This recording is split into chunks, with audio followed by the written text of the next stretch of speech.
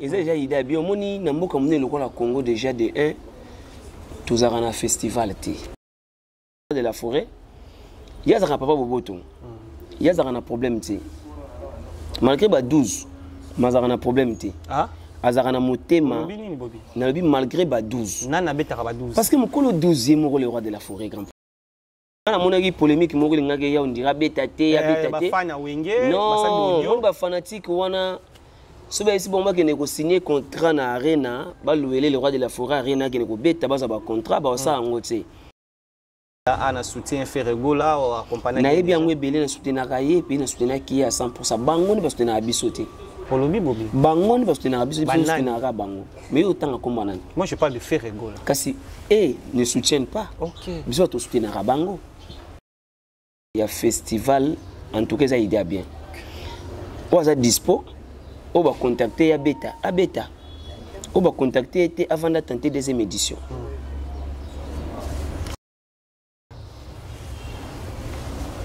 Banjilois. Bon, fallait comment la Banjilois?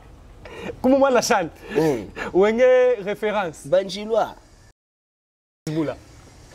T'es na habité. Ah? Et bon, t'as boula pour aller bobi tout ça. Nabi na habité koko tsanga. Basperitas. T'as na lobela opposé. Ngasko oncle Basperitas. Ah? Nga oncle Basperitas. Vous êtes là? Non mais par qui? Nga oncle na bango ka.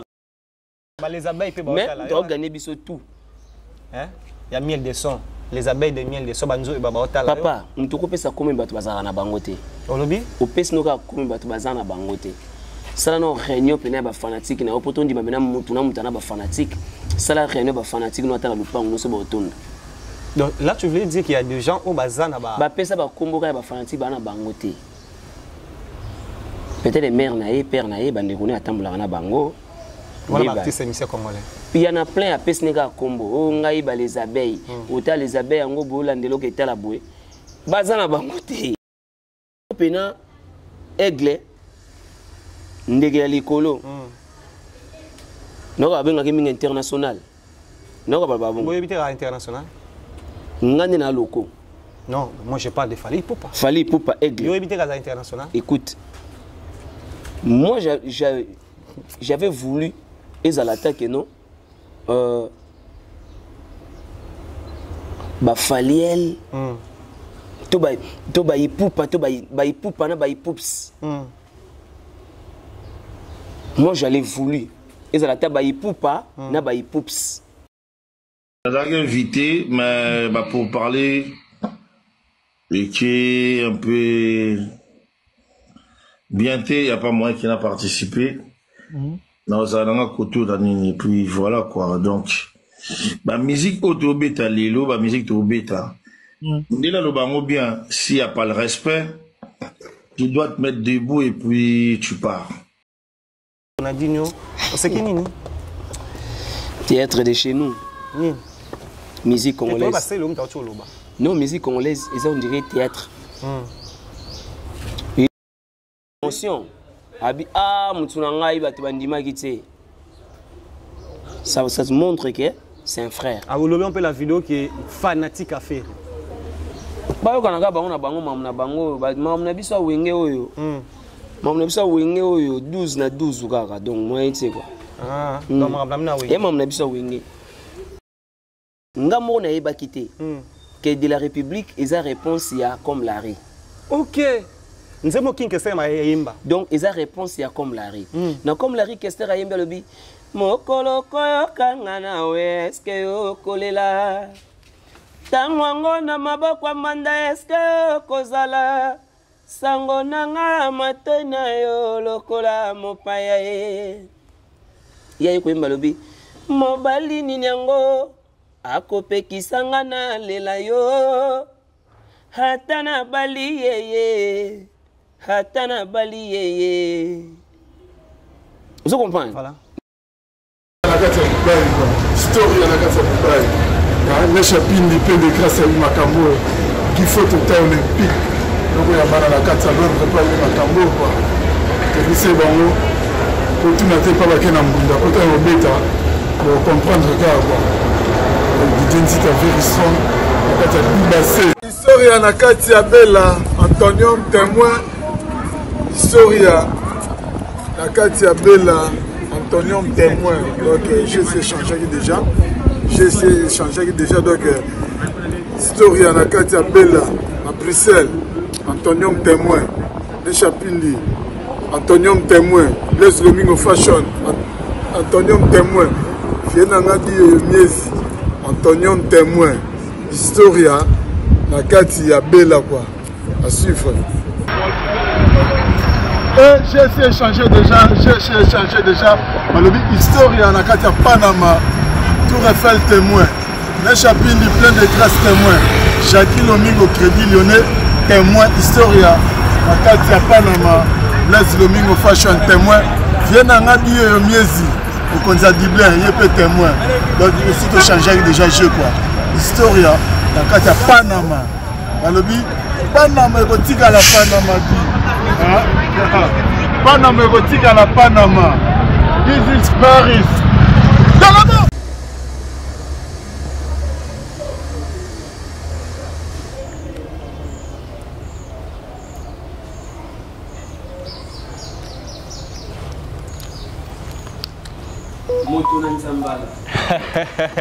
Bobby Ronaldinho, fils du King, artiste et musicien congolais. Lui, c'est Bobby Ronaldinho. Voilà, 100% star. T'as la ça bien. Il y a mieux payé à 100% star. Plateau déplacé pour Bobby Ronaldinho. 100% star. On a combien d'émissions là? 100% star. Pourquoi tous les gars? On a tout. Pourquoi tous les gars? On a donc tu changes à rater. Tu changes à rater quand d'aller changer. Jérusalem. Donc, on a compris. Bonjour, bonsoir, soyez les bienvenus partout au monde. Vous avez ébélé dans Congo 24, dans 100% Star, émission Oyo, il y a une actualité dans temps réel, c'est comme si vous avez un endroit Oyo, information et c'est déroulé. Tout remercier visionnaire à Congo 24, merci à Didier Nzita, en tout cas grâce à mon équipe Mobimba 100% Star, merci à Mizoua, au lelo réalisation émission et Simba Mepanaye et à Dieu merci Mbadinga. Comme je l'ai dit, Atolté nous oblige d'être là, nous avons des informations autour de la 4 émissions à Lelo. Parce que vous avez demandé Bobby Ronaldinho, nous avons vu des artistes et musiciens congolais au Lelo, et comme Salama, non seulement ministère et culture art et salango, mais artistes individus, où il y a attaqué congolais, à Saliango Namboka, toujours point de vue par rapport à Fexu Gola, où il y a les 3, les 4, dans stade Tata Raphaël, où il y a tête d'affiche, c'est fait Gola, artiste et musicien congolais, Torolo Belango, tout le monde a sorti médiatique, il y a des collègues, artistes et musiciens, la carrière artistique, il y a Bobby Ronaldinho, dans 4 émissions, le rien n'empêche tout le belapé, tout le monde qui est auteur Yambaye, la production comme Leki, et ça c'est une production moussous, tout ça, avec éclaircissement à 100% Star, rien n'empêche tout le bas. Les lots Bobby Ronaldinho, non, on peut s'estimer, mais jusque-là, aucune bonne réponse qu'on peut dire. Nzembo Zobimate, album Zobimate, c'est dire à quoi? Je viens de le dire. Il est là avec nous sur le même langage, avec Mizoua. On voit notre invité d'aujourd'hui, Bobby Ronaldinho, dans cette émission 100% Star, à qui nous avons dit bonjour. Bonjour, dis merci Badinga. Bobby Azaram taba couleur. Couleur vraiment les amis, Bobby Azaram couleur. Bon, bonjour, on va tout Holandanga. Na kati ya 100% Star. 100% Star émission. Émission, il y a dit merci Badinga. Voilà. Donc, émission, il y en a partout dans le monde entier. Voilà. Et puis, Bobby Ronaldinho, il y a mon éminé, c'est la bino. Couleur préférée à Ronaldinho. Bon, en fait, couleur Tola Tarango, c'est long temps. Ok. Il y a des couleurs de printemps, couleurs d'été, couleurs d'hiver. Vous comprenez? Ça perd, il faut que il faut que mettre la saison sèche, il faut que moi ce qui est bimi. Sur la moi couleur mon bonnet ba disquare de au monde que na moi diminuer nous frapper bien. Je n'ai pas linga boy. Las Vegas. Voilà. Ronaldinho a linga ba couleur frappant. Mais couleur elle est à cassé longtemps. Voilà. Lelo Bobby Ronaldinho na sekula mingi ba bengaye muto alobaka vérité ou Bobby Ronaldinho na muto mo so leka Bobby artiste et musicien congolais. Déjà de un je suis pas un analyste, je suis pas un analyste parce que analyste lelo basé belé ba vendre 4 5 ba ça ba analyse na bango, moi je le fais pas. Si vous m'appelez souvent pour venir me voir, c'est par rapport à discuter, désolé, comment j'évolue avec mon album au studio, comment ma carrière, et puis ça évolue comment. Mais je ne suis pas là pour faire analyse à propos de ma Kambabatu. Mais ça ne dérange pas, si on retourne à la question, il y a Moutou, tel François Maté. Donc je dois répondre à ça normal.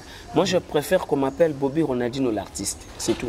Bobby Ronaldinho l'artiste, pourquoi nous avons eu cette occasion de poser certaines questions à Bobby Ronaldinho? Parce qu'il y a beaucoup de gens qui disent aujourd'hui, et tu sais planer Bobby Ronaldinho n'a bien, tu sais planer à l'Obarabien, surtout analyse à rapport à la carrière d'artiste Moussoussou. Non, je peux faire aussi l'analyse par rapport à la question, je retourne à analyser en gros, mais je ne suis pas digère, tout le monde est là, oui, c'est pas bien analyste. Banaliste, on a rapidement expliquer très intelligent. Mais là, je suis un artiste et musicien, chanteur, compositeur. Bobby Ronaldinho, The King is back. Quand tu viens me voir, tant qu'un artiste. Mais ça ne dérange pas de me poser autant de questions pour vous répondre. Donc voilà. Merci beaucoup. Là, nous avons eu cette occasion de comprendre qui est Bobby Ronaldinho, comme il vient de le dire. Et moi, je préfère, je le reçois en tant qu'artiste et musicien congolais. Mais rien n'empêche qu'on puisse faire certaines analyses autour de ça. Si nous avons le même langage, déjà on voit. Et Bobby Ronaldinho, tout la musique congolaise. Et la musique YouTube et Internet. Mais TikTok et les sous Bobby Ronaldinho promotion ya banzem bonabino ba artiste comme ko sala makas na TikTok et c'est tant autant la ma vidéo zo sala ma nzembo par exemple somo ya Bobby Ronaldinho ou les sala makas to ba na YouTube et comme sala ma trop na TikTok technologie ont changé et ça bien. Mais ça va bien. Et ça va bien déjà TikTok ils arrivent après prendre ba YouTube. Parce que sur YouTube sur ko chepe vidéo Moutana Cameroun, Moutana Kenya, Maroc, partout dans le monde. TikTok également. TikTok déjà, ça ne demande pas que vous allez Amina Moutoupa la bilo Ronayo. Ils ont place injure, pesa mingi, insulte, ils ont mingi. Mais avant vraiment je calculais pas. Avant je calculais pas TikTok, non on dirait mingi mama bana basi. Non on mingi on dit mama bana basi. Mais et puis partout même Moutasa Amina Ota. Vous comprenez? Mais par rapport à la télévision, pour Bachayo, il faut qu'il foute à l'art. Mais quand on a TikTok, j'ai mis ma vidéo. On a 45K, 50K. Surtout na TikTok, on a fort. On va partager. Au moins, on a numéro, on côté étranger, moi, on soit comme Elio. Passe-moi votre numéro. C'est sur TikTok. Donc, ils ont un endroit de faire aussi la promotion d'un album. Donc, ils ont ma bête TikTok. En tout cas, on a mingi. Pour les gars YouTube? Oui, parce que sur TikTok, on partage des vidéos et on parle avec des amis. Sur YouTube, on ne parle pas avec des amis. Sur TikTok, il y a des commentaires, il y a des amis. On fait des directs. On fait des directs, toi-même, tu fais ta vidéo, tu le mets vite fait. Donc voilà, moi je préfère TikTok aujourd'hui. Et puis, quand les arabes sont au l'album, il faut un carton et un CD. Ok, quand on a Cameroun, après qu'on est au Kenya, calculer ce qu'on a avion au Salawana. Aujourd'hui, comme il y a sur les plateformes, partout Mbalamoko bako Yambango. Et puis sur TikTok, au Sala Charlotte, je vois les autres bien pour la promo. Donc voilà, moi je dirais qu'ils appellent le Romoro bien. Nous parlons de l'artiste qui est Bobby Ronaldinho, il est devant nous. Je disais au début, au premier temps qu'il y a Bobby Ronaldinho, là, dans la production, il y a un single, il y a un featuring, il y a des plics Pomba, il y a un archange, mais jusque-là, on ne trouve pas sur YouTube. Nous sommes même sur TikTok. Non, il sait Kendaki, non. Il sait Kendaki, ils sont sur les plateformes. Les plateformes, ils sont rendus. Dans tout le monde, il n'y a pas Camille. Ceux qui ne pas Camille, Camille a côté en ligne. En ligne, il y a des bango ne ba ko pesa siko date ya sortie et loco. Donc c'est ça que j'attends maintenant. Pour ba ka qualité. C'est ça oui. Les autres maintenant ba audio. Et ba audio sur les plateformes ba ko ta télécharger. Après allez, on doit faire le clip après. Donc voilà. Bobby on a dû na promettre biso et ça sous problème maintenant mino botuna ki Bobby au promettre biso to zoaté, vous avez cette occasion. Et puis moi je préfère faire des choses professionnelles. Parce que déjà aujourd'hui oui, comme les autres, oui, bien sûr. Mais le problème, c'est que les loyaux, il n'y a pas de producteur. Il y a un producteur. Il y a un producteur qui a une production. Donc, j'aimerais bien que ça soit d'une manière professionnelle. Tu sais bien que j'ai déjà sorti au moins quelques albums aussi. Dans cet album, sur la plateforme, il y a plein de gens qui parlent. Mais sur la plateforme, on a basaté. Mais sur la plateforme, tout. Au Betty Bobby Ronaldinho, match est bien, au moins 10 qui bimi. Sur Betty qui suis-je, au moins 10 qui bimi. Donc, sur toutes les plateformes. Si vous avez qui moyen de faire la promotion. Et puis, nous avons travaillé avec Alex Ntima, Camille Kouta, et puis ça qui moi Ambri Moko côté à Makambo. Mais cette fois-ci, comme je l'ai fait tout seul, nous avons encadré vraiment bien, ils ont bien canalisé. Voilà. Bobi na lobai na débit nanga to mekempe ko solo la par rapport à projet ou au collègue nayo artiste et musicien qui est fait Regola ou yazui normalement mboka ni bonga rezo idée wana ndi to mona sama na ba Côte d'Ivoire. Aujourd'hui nous parlons de Papa Wemba. Papa Wemba kufa na mboka na bisoté artiste ne meilleur jamais mais molimo na etika so na mboka libanda kaka na ba manifestation on net au faire azui idée mboka ndi salisa mais nous avons vu faire Regola, Azui idée au salle ça fait ce Gola où il ça les 3 les 4 août. Premièrement en tant qu'artiste et musicien, en tant que Congolais, idée wana et ça l'ondengini. Ben ça idée bien. Ça idée bien. Idée est bien, tout le monde n'a pas appel à artiste international pe bazoya, national pe baza, mais on trouve pas nom de Bobby Ronaldinho. C'est quoi international, c'est quoi national? C'est ça que vous des artistes et musiciens vous avez amené. Dans notre monde, toi, comme tu ne le connais pas, tu ne dois pas parler de ça. Parce que il y a des musiciens internationaux et nationaux. Et c'est qui est international, qui est national. Ok. Tu peux expliquer? Non, non, moi je voulais dire là, tu me dis que non, je connais pas. Tu as question à répondre. Kabola kana bateza Arabia, ba ko tala. Tu n'as pas ça cours en direct, il faut pas foutre bala. Bazui. Ah, il y a pas problème à moi. Bazui moi trop. Professeur, ça va faire ça cours en ligne. Bazui moi trop. Professeur, ça va faire ça cours. Ah, ça on a Londres, on peut ça boyer. Mais ba foutre à moi là, ba foutre de la part. Parce que moni aujourd'hui bazui bâti. Quand les gens parlent d'international, bazui kanisa international c'est chanter en français. Okay. Non. International, les amis, c'est que c'est la frontière. Tu peux chanter à Lingala. Quand je dis les Américains, je ne dis pas communauté congolaise vendre en Amérique. C'est ça qu'Esther disait, que nous les Congolais, tu es en musique communautaire. Pour ça, au Québec, tu es en Singapour. Au moins, il y a 3-4 Congolais qui ont un concert.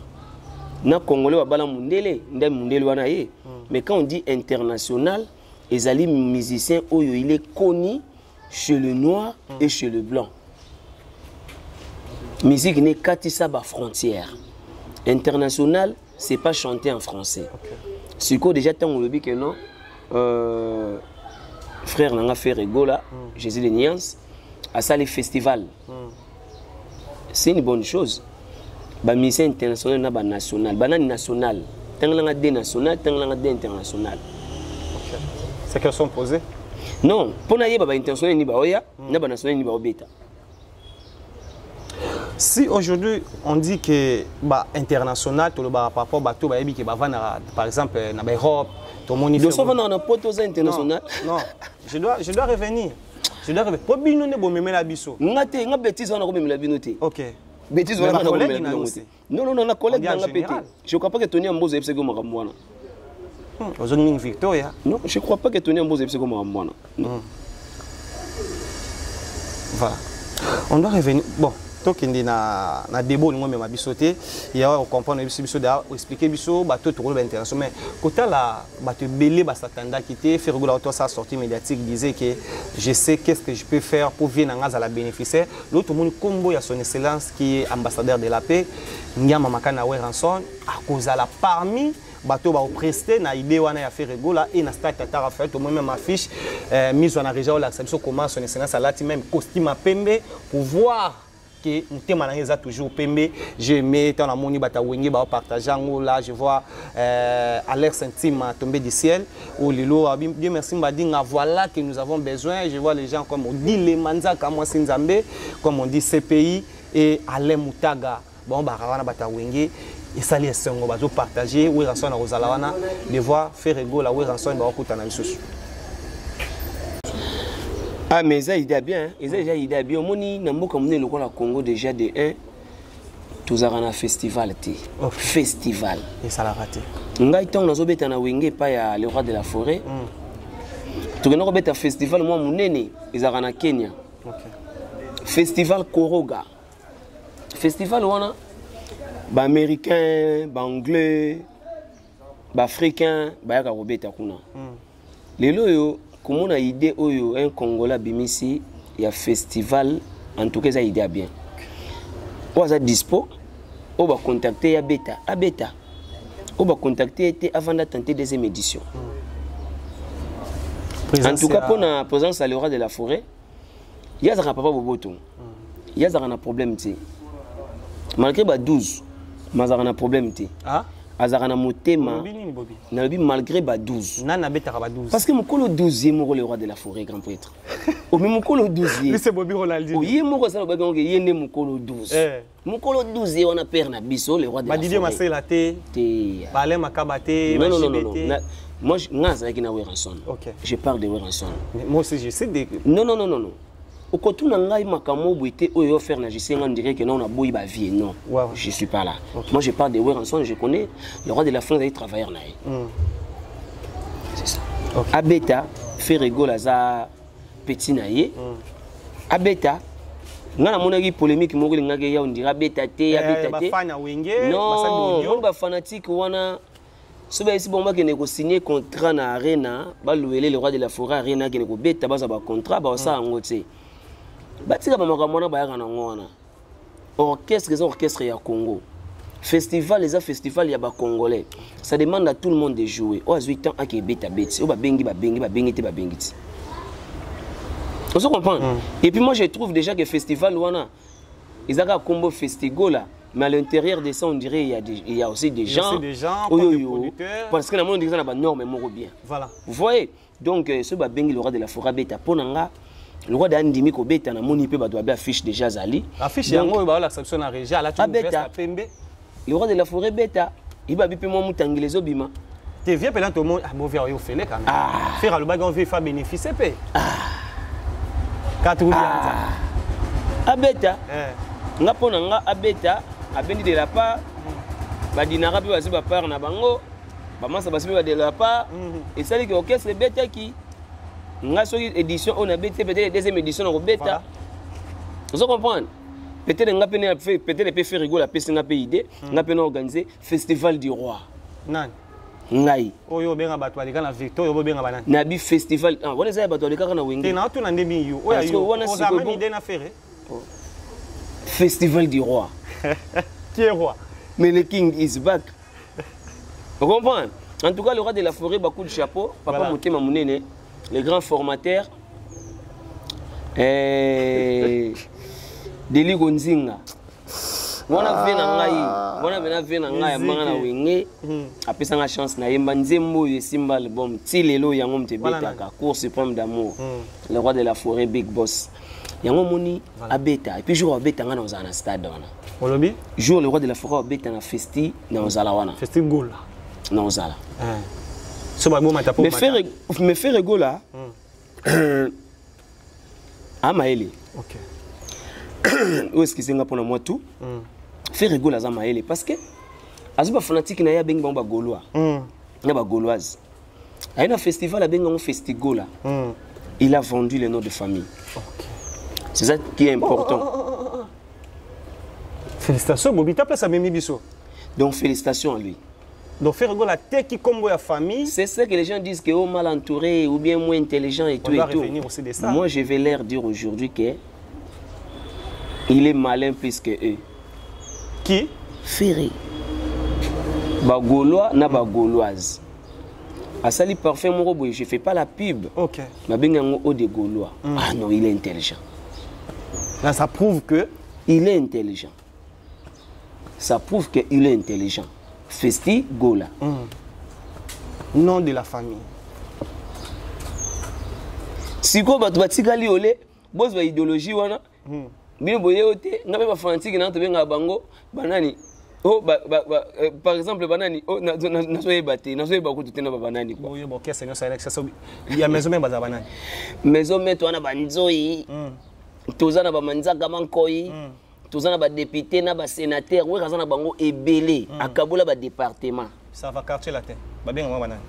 Neti Ferrambo, ça la paye frère. Après ça ba Kofi Fil na ba Kofiette. Mais on dirait simba rapenate. Mais ils ont bien. Mais nous on a été bien. Biso ba Kofi Fil, biso ba Kofiette. Mais bazalaka bazali, bazao ba mourir à Tchatcho. Na préféré arabe nga ba mourir à Tchatcho.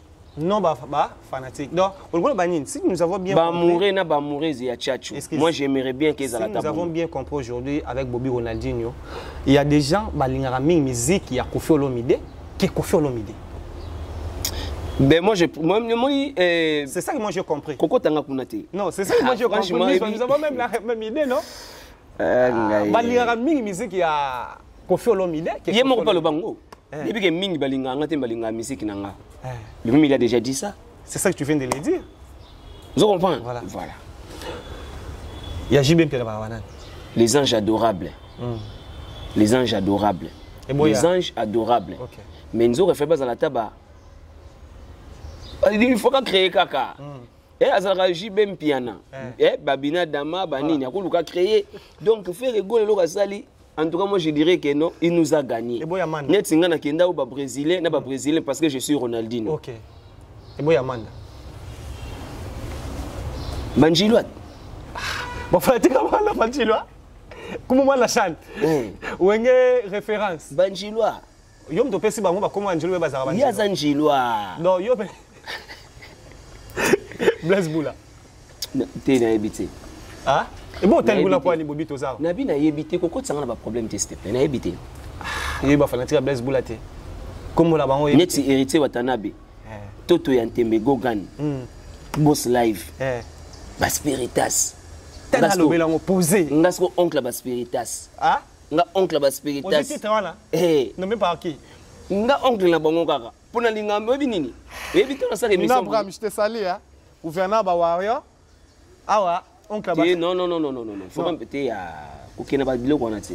Biloko ni. Kokozwa nga to kotsana biloko mike na biboye. Nga za sperintu. Héritier Watanabe. Ba fanatique ne ba spiritas. Voilà. Mais nga za sperintu. Ronaldinho quand il parle, baby que Ronaldinho a maman dans mon esprit. Donc esprit est sperintu. OK. Donc na boy ba fanatique na ba za ba spiritas. Yo nga na yeka oncle na bango. Mais nga za na ba brésilien na ba brésilien. OK, ça c'est vrai. Suko ngo kenanga ote o. Kena tunité. Pour y pas ça yo pour PC.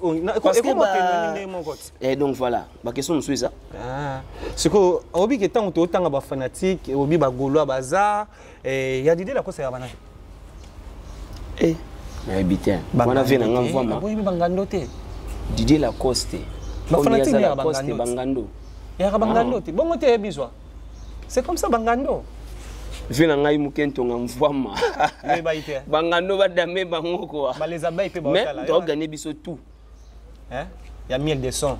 Les abeilles de miel de son banzo e ba otala. Papa, mtoko pesa combien bato bazara na bango te. Olobi? O pesa no ka combien bato bazara na bango te. Sala no réunion pena ba fanatique na opotondi ba mena mutu na mutana ba fanatique. Sala réunion ba fanatique no atala lupango no so ba otonda. Donc là tu veux dire qu'il y a des gens au bazar na ba. Ba pesa ba kombo ka ba fanatique ba na bango te. Peut-être les mères naïe, père naïe, bande connaît attendre la bango. Voilà l'artiste émission congolais. Il y en a plein à pesnega combo. Oh ngai ba les abeilles. Autant les abeilles en go bolandelo qui était la bouée. Bazana bango te. Non, je parle pas de miel de son. Na parce que exemple. Vous voyez, il y en a plein oyoyo. Baza, ba opesa ba combo ba fanatique na kombo na bango. Ba nani bon. Banjilwa par exemple. Nous banjilwa na boya bisoto. Mais yo doto nommé manda chante za banjila yote. Donc yo mosu ozoki ke baza ya bilonyo so balanjil. Donc voilà. Ba warrior pe bazo ke ba warrior baza. Teneti warrior yo posa warrior ngape na warrior, tout le monde est warrior. C'est quoi warrior? C'est quoi warrior? Un warrior c'est pas quand on parle de warrior aujourd'hui, c'est pas que des fanatiques. Un warrior c'est un guerrier, c'est un combattant, quelqu'un qui se bat pour son avenir. Comme des gens de Fali Poupa. Non, écoute. Vous croyez que tout le monde est warrior, il est fanatique de Fali? Fally Ipupa, il est malin. Asali Nengeni. Malin par rapport à quoi? Il faut bien expliquer. Hein. Azui, Français, c'est un warrior. Parce que il savait déjà que tout le monde est warrior. Ok. Et puis, on a dit que warrior, un combattant, vous comprenez, un soldat. Tout le monde est warrior. Moutou Abunda pour la vie n'est un warrior. C'est un combattant. Ça, c'est vrai. Il faut pénal aigle ndege likolo. Non, avec un international. Non, pas bon. Vous habitez à international? Ngane na loko. Non, moi je parle de Fally Ipupa. Fally Ipupa aigle. Vous habitez à international? Écoute, moi j'avais voulu ezalata que non. Ba Faliel. To ba Ipupa na ba Ipups.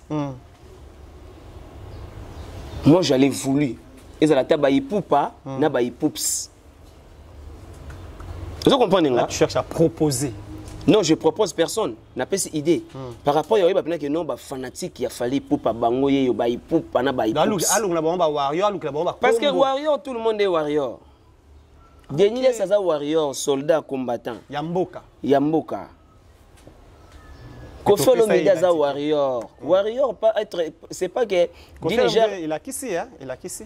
Exactement que vous allez warrior, on est Kofi Olomide tout ça le gouvernement, koleka koloba, c'est un warrior. On parle pas Kofi Olomide c'est un warrior. Boketu pas nimier. Boketu premier c'est un warrior. Mais on ne dit pas que d'être un warrior, tu es fanatique de Fally. Un warrior, c'est un guerrier. C'est quelqu'un qui se bat pour le pays, pour son avenir. Un homme fort, il se réveille tôt. C'est un warrior. Donc Fally Ipupa le combat warrior. J'ai pas dit ça. Non, mais je te suis. J'ai pas dit ça. J'ai pas dit ça. Ma paix, ça comme on a warrior et paix ça. Soit tu as toujours d'attaque, on a toujours d'attaque, et on a toujours d'attaque. On a proposé un combo. Donc voilà. Merci beaucoup. Lui, c'est Bobby Ronaldinho, artiste et musicien congolais, chanteur, interprète. On peut dire aujourd'hui parolier. So ça lanze mo pe ayo moko sali non somba po yembi. Bomba bomba nde mabe. Nabi misa moi moke. Nasina les plaisirs nazo partager. Il est trop oh bébé la ngai pa oh. Ça me donne envie de sourire à Tananzalinga Imoko. Soki na kanisi ndenge tozalaka na junior tunga. Joyela kanga sengo koleka ta moto oyo. Aliena loto o to azwi visa ya Schengen. Ata diplôme d'état ekokanite na bolingo chéri apesa kangai. Wapo mona joueur akikera marqué billet moko. Okobo mangaya explosion, explosion, explosion. Voilà, yo mom toko. Ils est belé. OK. Rebecca na Robinson balingani basali ba projet ya mariage amour l'enfant na bango et comme compte de fait. Innocence ya bomwana basali pacte de sang na se ya lidame balobi bakoka bwana te jamais. Après 2 ans Robinson a voyagé na Rio de Janeiro. Rebecca sali serment la main sur la Bible a causé la ekino a kozonga jadis. En tout cas, moi je disais, c'est ça que nous avons besoin des artistes et musiciens. Vous êtes des éducateurs de masse. C'est ça la musique congolaise. Rumba congolaise, ils ont reconnu dans UNESCO. Autant on a besoin que tous les canaux TV, tout le babablo, et ça la bien été pour n'amboka les lobes interprétation et comment ébélé, bino waka sabolo baran n'aura bino mais il y a des gens ça interprète. Bah dire na biso et ça vraiment bien été n'amboka. Le lobo on a dit nous boire éducateur à masse, nous avons vu Kofi Olomide intervention na comme ningi simboka ba chaîne internationale, tout le droit ba TV5 lobeli yango, ba na po alobaki et c'est ça que ça se voit que boza bateau puis le so bolobi. mokili ezoyoka et baomettre en pratique. Bobi kotala ndenge comportement na artiste émission ezoleka lelo na ba bureau na bino, tu viens de le dire aussi, les gens disent bureau à faire eza mabe, mais toi tu vas féliciter Ferrego là et bureau na ye. Où trouver ndenge bino ba artiste émission? Bureau nenga na yibango te. Nga féliciter yende artiste na ba kombo ba goloa ba nini. Nga yiba bureau na été. Bobi lobi nini? Na yiba bureau na été. Naka na vie na nga moi za kuna grand frère nanga. Nani? Pikas Mbayabo, mon grand frère propre. Il y a un bureau, il y a un pyramide, tout faire. Lui, c'est un ingénieur, ingénieur de son, c'est un guitariste, c'est mon grand frère. Okay. Et puis, j'ai un vie à moi, il m'a vu grandir, hein, Guilhem Afakala. Ah, Guilhem Afakala. Voilà. Mais je connais Ferrego là. C'est un artiste et chanteur que j'aime beaucoup. Il est belé. Non, non, il m'a battu. Bobby. Non, je ne dois pas chanter. On a fait ce go-là, on interpréter Nzembo à faire. Ils vont me payer d'argent. Mais c'est ça. Si je ne caché, je dois faire ça. Ils sont belés. Non, non, non, je ne dois pas chanter. Je ne dois pas chanter. Non, je ne dois pas chanter, mais je n'ai bien belé. Je bien belé. Je soutien Ferrego là, accompagné. Je bien belé, je soutiens Raye, puis je soutiens qui à 100%. Bango, je soutiens Abisoté. Bango, parce que mais autant comme moi je parle de Ferrego. Kasi et ne soutiennent pas. OK. Besoin de soutenir Bango. Là vous avez marre aujourd'hui de dire ou bien comment? Non, pas vraiment marre, mais chacun fait sa vie. Chacun fait sa vie. Je voudrais. Et puis là on a Congo comme so bo soutenir frère non mon musicien comme on dirait azo soutenir rien pour na boyer. Je dois revenir. Il y a des boum musique congolaise. Donc nous les Congolais on est habitués dans le guerre. Il y a que tuerie wana donc on dit tout le monde a un gros danger. Vous comprenez? Mais sur les guinées TV en tout cas fait rigoler la félicitation de ce que je vais de parler. Quelque part ça va blesser d'autres personnes. Bah toi les gens qui boyer donc boya piatiner. Il y a aussi côté positif et négatif aussi. Hein? Moi positif c'est positif, négatif c'est négatif. Fally Ipupa il a fait des concerts à Bordeaux, il a fait des concerts à Lyon, carton. Je suis fier de lui. Il a fait ses concerts à Lyon, Bordeaux, partout, carton. Namoni, double martyr, c'était on dirait des blagues. Voilà. Des banderoles les martyrs déjà, pour dire qu'il y a un double stade des martyrs. Mais je voudrais pas dire à propos de ça parce que moi, j'attendais pas de dire des sorties médiatiques.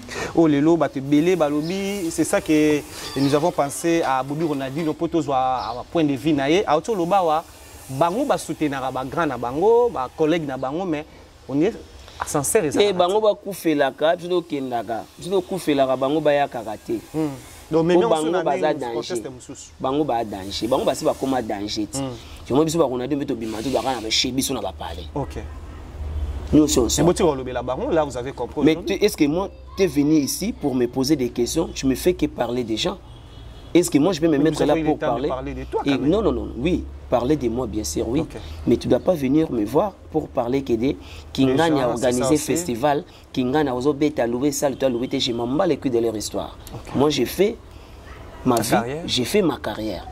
Personne ne me voit devant sa porte. J'habite chez moi. Tout ça, venez mon bango, on a bente qui a. Voilà. Non, mon engagé. Je pars chez personne. Tu comprends? Donc voilà, ce qui est bien, bien, ce qui est mauvais, mauvais. Tous en aviez mon corps à soutenir Kinkessa et Menea et à continuer toujours à soutenir œuvre combo ou Kinkessa et Menea tika Dr Dekana. Bambote na tout. Auto sala don na ba collègue na yo ou le basala honneur ya Kinkessa et Menea. Asombi instrument, à côté sa bango studio, appeler la bango formé, à sala ka tout. Pour ces gens-là, doit moto pour na batonte pour na biso. Te yo za kunate. Non non non non non non. Yo rolongolanga kunate parce que na betara concert na Victor. Na lobi boyi. Ngam na zoloba, yo zolongolanga to ngam na zoloba. Te auto monaka. To betaki pa na boduga na catalogue ozalaki. Ba répéter wapi? Na yolo? Tu parles n'importe quoi à la télé. Eh, na lo yolo na lemba amizo wa ba la régie. Même lemba, tu parles des anciens. Mais c'est ça. Adresse à Kala. Bon changer mikolo yo. Oui, habité Victor et là, ils sont répétés na Bandal, na Veni Madouda, tout près à Hôtel Empreinte et pas à Maga. OK. Beaucoup mieux. Au moins, ils sont sans information, mais tu veux parler. Il faut beaucoup Maga. Maga, vous avez le moins trop, mais comment moi, questionnaire, nous, et ça bien. Il faut seulement rechercher, oui, Merci beaucoup avec Bobby Rolandinho. Comme je disais, nous avons besoin de prendre certains éclaircissements dans cette émission. Les Arabiens, télévisés arabes, petit à petit.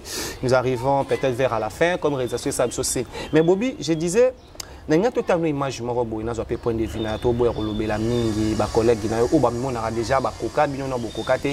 Je travaille avec des professionnels à Montréal. Lui c'est Mizoa. On voit cet élément, on se retrouve juste après pour commenter, pour voir point de vue à Bobby Ronaldinho. Cet artiste, il a raison ou il a tort. On sait cet élément. J'ai invité, mais pour parler, et qui est un peu bien, il n'y a pas moyen qui n'a participé. Dans un côté, et puis voilà quoi. Donc, la musique auto-bêta, la musique auto-bêta. Dès là, le bango bien, s'il n'y a pas le respect, tu dois te mettre debout et puis tu pars. Et moi, j'étais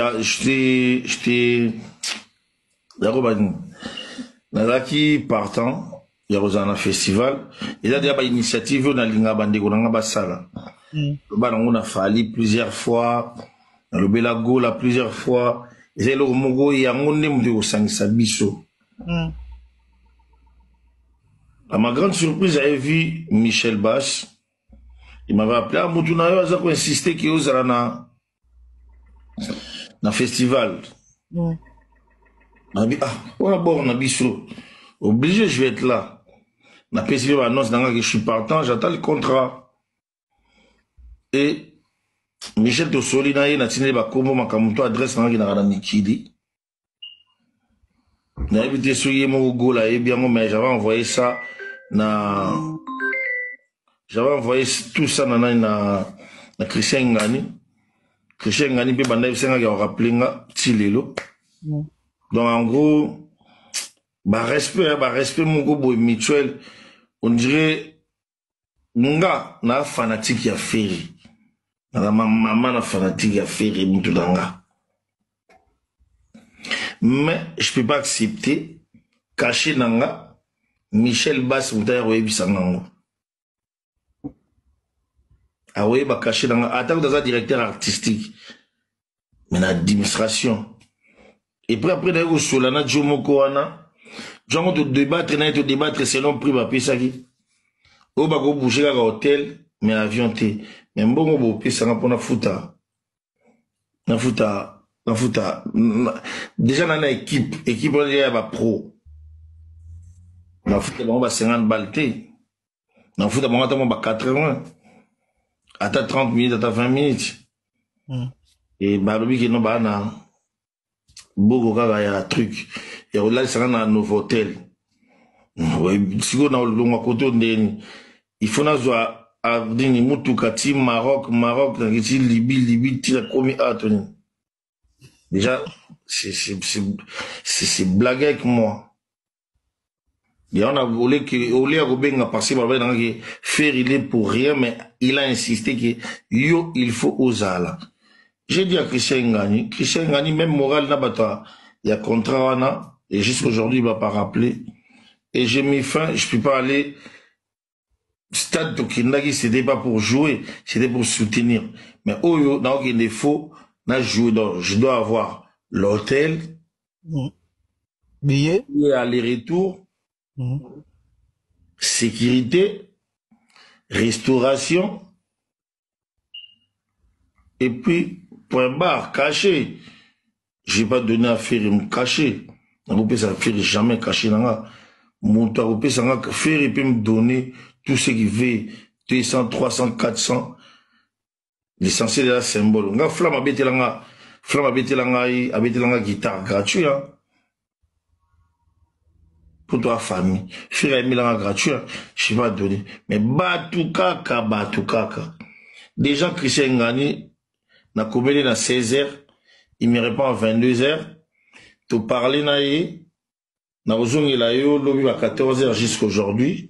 À zongi ngate a manque à respect. Mundi la loi bien qui non sur dans table vous vendez, il n'y a pas le respect. Il faut se mettre debout et tu te barres.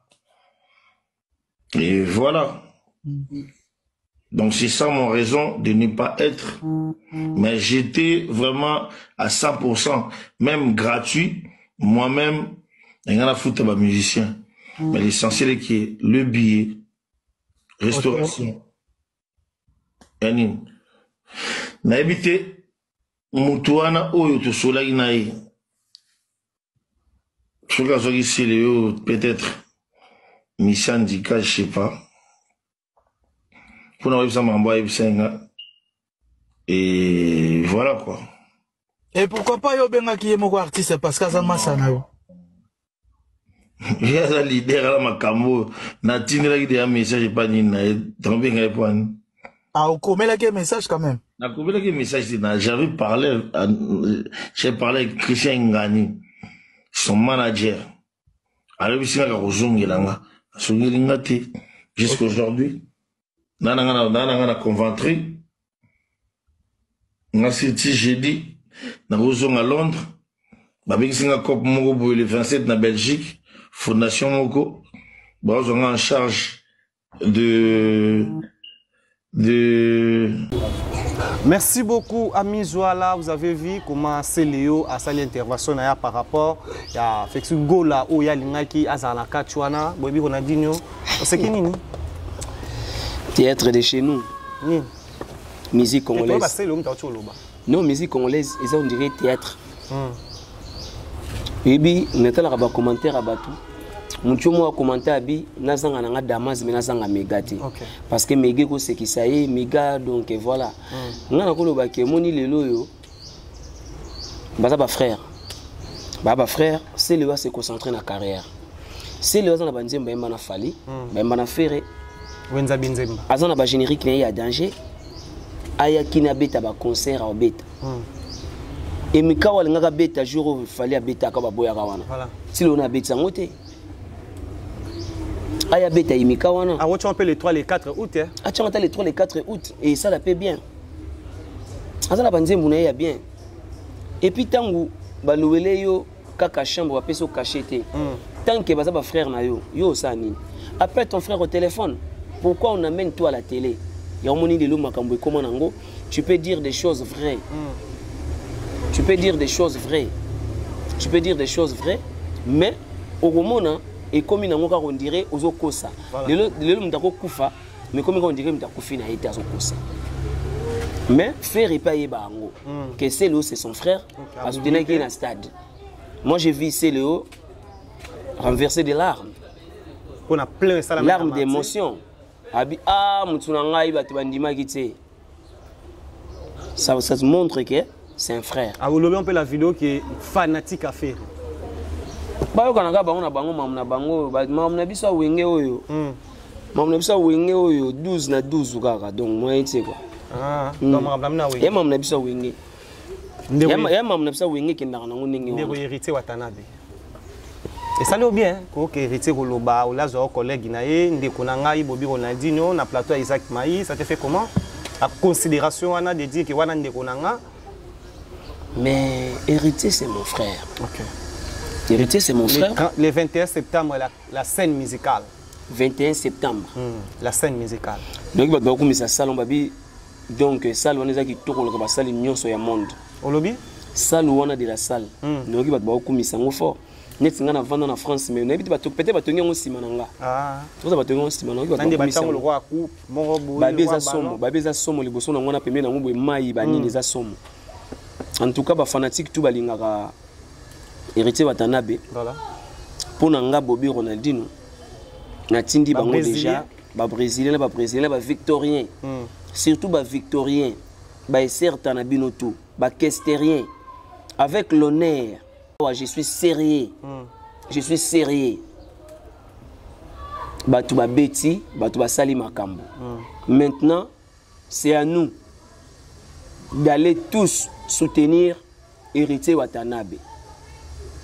Mastananga Yannick Zenith, Tony Ambrosio, Gianni Mangoma, Didier Robas, Vienanga de Lokela, Batou tous se mobiliser, tous soutenir héritier Watanabe ou ya Pesibiso honneur na de la République na album na ya kitoko ou ya sali chemin de la gloire moi je dirais que bah, bonne chance na toto ya tembe.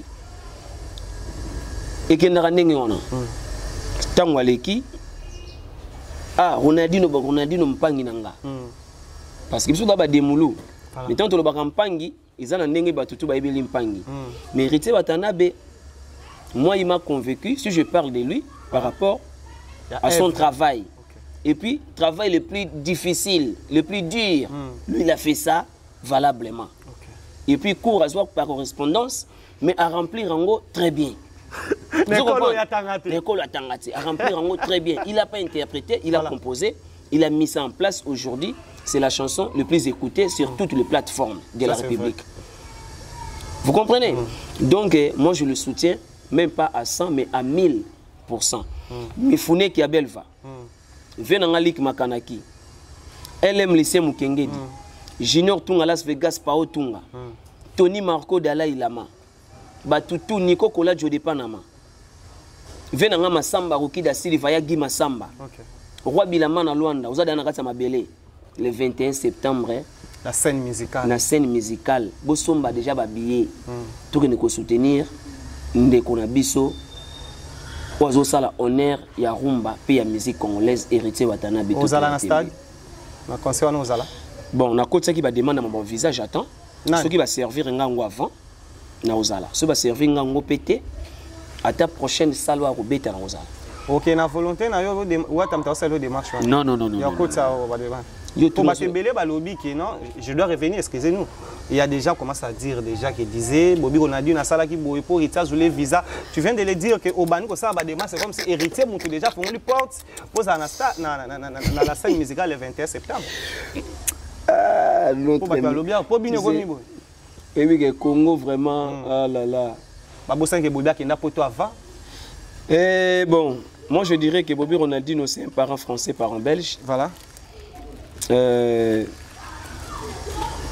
Ce qui va servir avant, si on me sert avant, en tout cas nous allons avec plaisir. Et puis dans Romata, na Yembi de la République, na Betty Vocal à Miyembe, grand chanteur.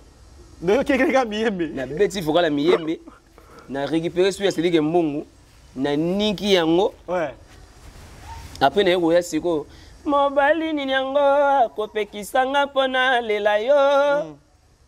Hatana bali yeye, hatana bali yeye. Mais bien Nathalie émission ya Héritier. Non. Le monsieur, il est très intelligent. Là tu confirmes. Je confirme ça parce que ngamo na yeba quitté. Que de la République, ils ont réponse il y a comme Larry. OK. Nzemo king que c'est ma yimba. Donc ils ont réponse il y a comme Larry. Na comme Larry Kester a yimba lobi. Mokolo koyo kangana we eske yo kolela Tangwango na maboko manda eske yo kozala Sango nanga matena yo lokola mopaya e Ya yuko yimba lobi Mobali ninyango akopekisanga na lela yo Hatana bali yeye Hatana bali yeye Vous comprenez? Voilà. Ah, Wata. Mais mission tout ça, non, on est bien danger. Et puis ça, missionnette. Wata, Ayab n'a répondu à tu as gardé confiance. Non, tu es les premiers, ça que ce qui est bien. Voilà. Bien. Ayembi Pendi m'avait ma diloute. Mais ça l'impact le roi. Donc, il a fait partie. N'a pas de à quelle peine l'école avait ma dilou. À celle péché à moi école, voilà. Mais dès la République.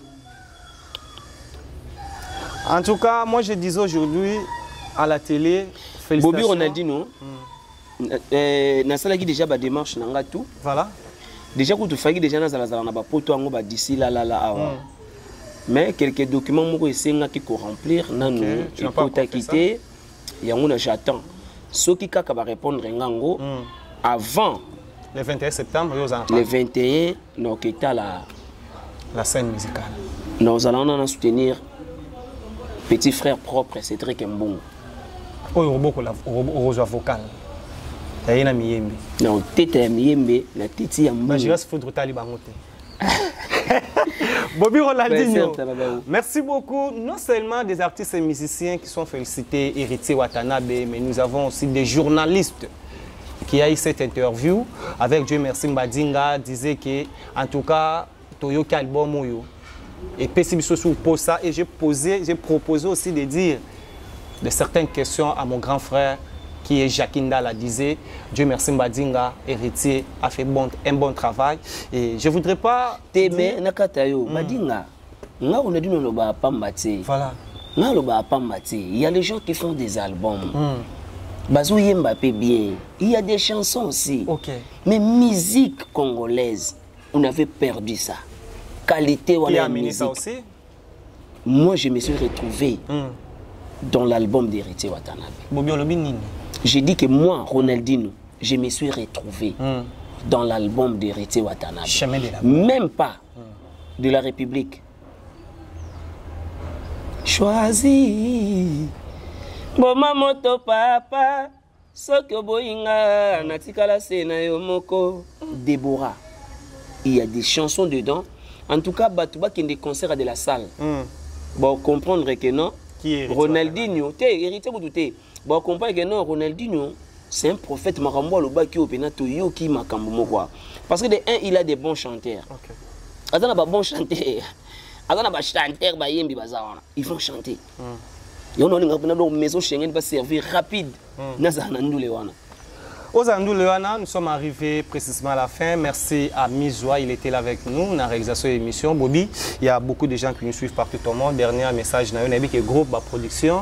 Et donc, tout cas, merci beaucoup à Bana Tchangou. Au changeant que l'on Galilée, comment est-ce que pour Galilée de Abamema. T'es Bobby Ronaldinho Kaka. Bobby Ronaldinho. Comment Miko faut ça ba kombo na biso kaka. Quoi nini? Parce que vous m'avez ba festigo là. Ba gauloise. Nga peso kombo mboke bizarre nani. Nan. Izaka mulamba. Donc yo pe lingo ya o te rapé famille mulamba. Mulamba est-ce que c'est parce que les bité est-ce que simba bena. Longola sko lo ba ya roi, o ba idée. Festival du roi. Longola sko ça. Donc non ça la non festival du roi. Bona pena ils appellent un projet. Donc bon on appelle festival du roi. Ba robé tapé. Nabetaki na Kingasani, voilà. En tout cas, zalaki tombé. Il y a des images na otinde lopo bocha yango, bocha yango. Réalisateur na otinde bocha. Alors, bana Kingasani changu bayamba kinga danger, basengi suna zonga na ozonga l'aider. OK. Na makasi ya dadi. Le 2 août. Oui, l'aider na zonga wana parce que bayokaki musique congolaise. Na napesaki bangona du nouveau oyangai. OK, c'est ça. Ils étaient contents. Rapide. Donc voilà. Merci beaucoup. Bambote na fait nanga Lick Makanaki na Autriche. Mifune qui abel va de tous les temps. Tonino Fernando Lemba Table. Junior Tunga, Napao Tunga. Et puis Camille Ikuta et Mireille Milolo. Bah certain abino. Soaz Musengi, Koko Yabana. Et je salue mes enfants. Ketia, Kerolis, Sumigler. Et Ado Kayen, votre papa il vous aime beaucoup. Et puis bureau privé, Tonton Maboula Bokulaka, Thierry Moussibou, MD Boston, Roi Bilambana Luanda, puis Gesson Mopanga, l'homme des bâtons de commandement. Marco Luntadila, Yaluntax, toujours permanent. Nabousanité, Joël Ewaka, le directeur. Donc, Bambote Nabatu, tout au Balinga, Bobby Ronaldinho, The King is back, Brésilien, Naba Brésilienne, Kalaté, Festival du Roi. On dirait ma solo ya abonné silité. Arena pour dire projet on le bla soutien. Arena Kinshasa. Mais ça on dirait. On a poto. Et c'est la mise en poto. Norbetango. Norbetango. Soit que pour Yaxou Kinshasa on a pas ça raisonner 80 avec Kinshasa.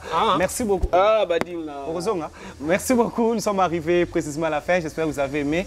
Je disais Jakinda là. Après ça, Dieu merci Mbadinga interview. Na autorisation ya mise à bota lango déjà nenga au balansango. Boka ba dire na c'est ça nous avons besoin de reconnaître aussi comment l'artiste va ça msala. Si vous avez aimé cette image, vous s'abonner et belé na Congo 24. Merci à Didier Nzita, merci à Mizwa, merci à notre invité d'aujourd'hui, il était Bobby Ronaldinho. Yatika Mbadinga ta Mbadinga faut toi accompagner am salo yo pour yangonde za honneur ya musique congolaise pour passer information. Merci beaucoup. On se retrouve au prochain numéro. Si y a quelque chose à dire, nous sommes là pour vous dire together. Thank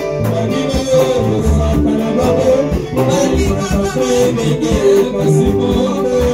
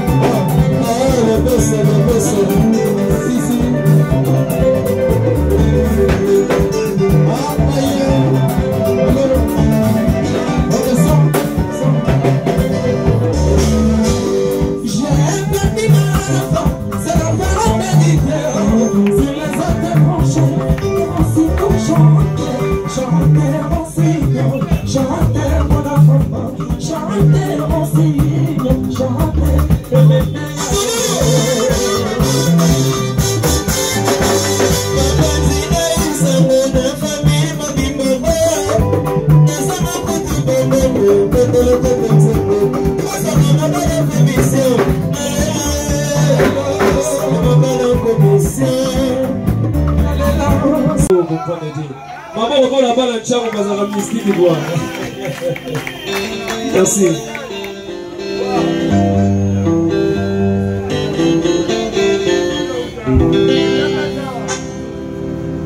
Naebige Bobi Ronaldinho azapoko ya libota Victoria. Étoile en raison de tege o akopema kala te bokomona komata wa dongi bango ya gobi efala kana soki Ronaldinho. Mosi ko no sana onki ke menea. Tangu ya komata wa atika sala ki efala ngana yega ki Ronaldinho na pesi manga chess. Kitoko tu. Étoile nga mwana mama.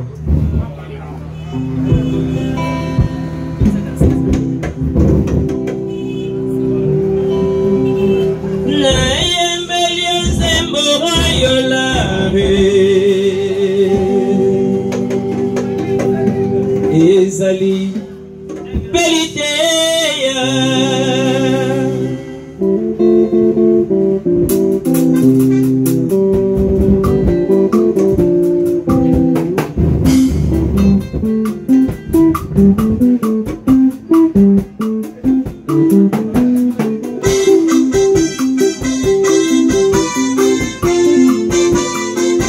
Jean-Jean Kessete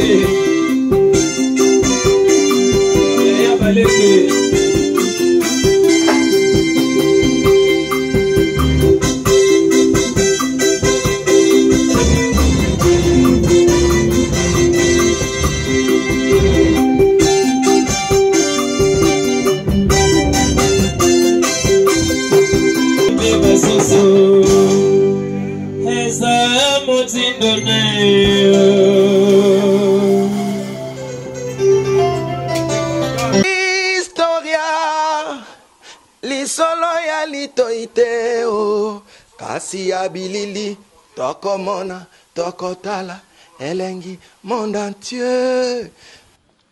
Bon naina nga na tembete tosala wenge na tembete wenge ezalaki lokola loisir ti comme profession. Adoua la kamwa donc makambo tolobela tolemba musique congolaise ezaki na ghetto c'est comme communautaire. Et qui dit sous on n'a plus bas niveau et comme communautaire. Il y a d'autres bunda po to bimsango na kata communauté, na kata ghetto, to so disque d'or. Inshallah. Allah Akbar. Likunya, et si là, c'était le Kunya n'est pas nanga, tina francophonie bo changa promesate. Na robeta ta francophonie na poto. ata francophonie mosusu na créer. Déjà kombo nous obenga sai et outi na papa Wemba. Au moni côté otozo uta déjà. Je veux dire si aujourd'hui babenga nga sai c'est grâce à Nzembo ya tout le monde sai chanté par papa Wemba que Historia avec Didier Nzita. On remercie Soussou. Ouera son roi de la forêt. O Léona Minito Didier Nako Saote ba miseno somona ba yara ba lobarawa. Passeport à Liboso. Ouera mtabimise la biso. Soso Liboso pa babo nane na ba fetième so ba première communion. D'abord ba ke ouera to liango soso musaka mampata mutalamba ka ba musicien omona rana ba fiba misapina maboko na makoz. Dans les tout puissants Nzambe Mokonzi yem tasala ga ba destin e ba ke yo za journaliste comment ke pe ba Dubai pam pam ba journaliste bele pe bazo kende kasangulu pamba pam.